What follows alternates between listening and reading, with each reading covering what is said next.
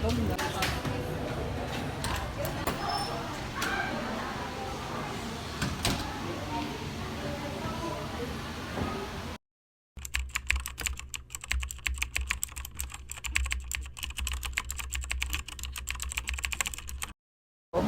class, first let's have a recap on last meeting discussion.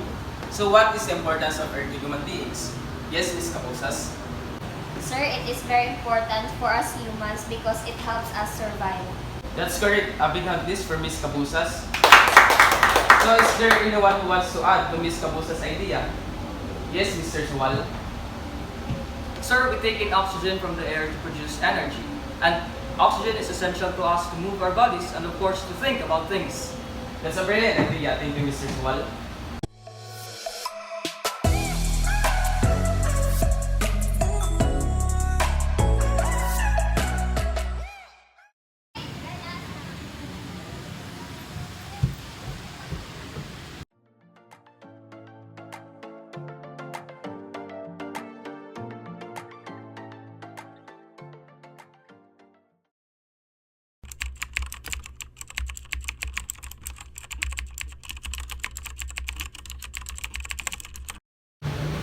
Okay, we're done. And Mr. Suwa, can I have a moment with you, please? Bye, ma'am.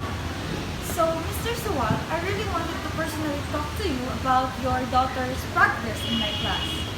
How's she doing?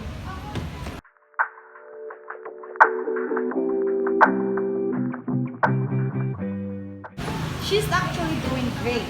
And also, she is participating in our class discussion. I'm glad to hear that. What do you think I can do to improve her? I need you to help me encourage her more to participate in my class. It is important for us to work together to ensure your daughter's success. I will definitely do that. Thank you, Mr. Suwal. Good afternoon, everyone. Please come here in front to get your assignment. Remember that I am committed to treating each of you fairly. Your grades reflect your understanding and effort. Mr. Suwal, Mr. Miranda, Ms. Lopez, Mr. Sumaoy, Ms. Cortero, and Ms. Plaza.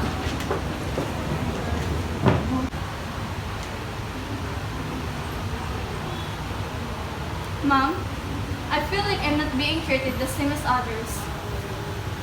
Ms. Rosel, I assure you that I evaluate everyone based on their work. Okay, let's go over assignments to see how we can improve your performance.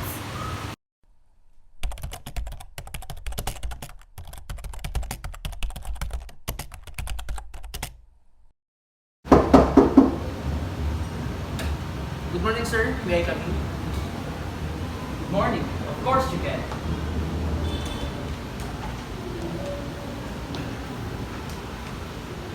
Well, I would like to have a chat for my daughter's grade. It seems that she underperformed and got low grades. Okay, what can I do about it? I would like you to accept this money in exchange for my daughter's grade. Well, I can't do that.